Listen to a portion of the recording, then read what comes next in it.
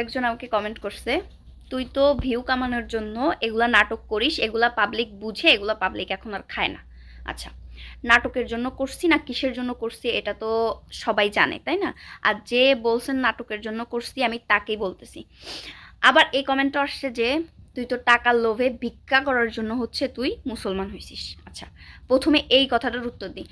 আমি কিডনি বেচে হইলেও আপনারা 1 কোটি টাকা দিব, আপনি পারবেন? আপনি আপনার নিজের ধর্ম ত্যাগ করে আপনি ইসলাম ধর্মে আসতে পারবেন না। আর পারলেও আপনি কোনোদিন মন থেকে ওইটাকে মেনে নিতে পারবেন? পারবেন না। আল্লাহ পাক সবাইকে হেদায়েত দেন, আমি এই কথা ওই ভিডিওতে বলতেছি, এই ভিডিওতেও বলতেছি। হিদায়তের মালিক হচ্ছে আল্লাহ পাক, বুঝছেন? হিদায়ত সবাইকে আল্লাহ দেয় না, বুঝছেন? সবাই আল্লাহর তরফ থেকে হিদায়ত পায় না।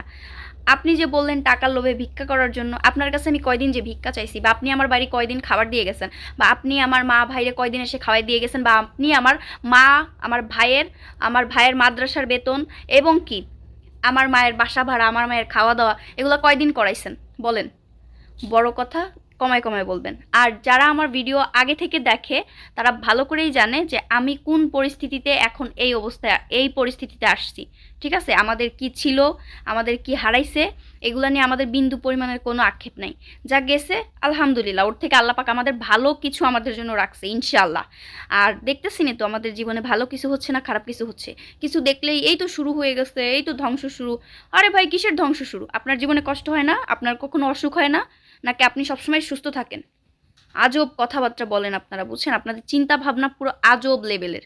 তো এর জন্য আমাকে নিয়ে মাথা ব্যথা করবেন না, নিজের চরকায় বেশি বেশি করে তেল দেন, বুঝছেন? আর যেটা সত্য, যেটার বাস্তবতা আছে, সেটা মানুষ আস্তে ধীরে ইনশাআল্লাহ বুঝবে, এবং মানুষ তো বুঝতেছে, অহরহ বুঝতেছে।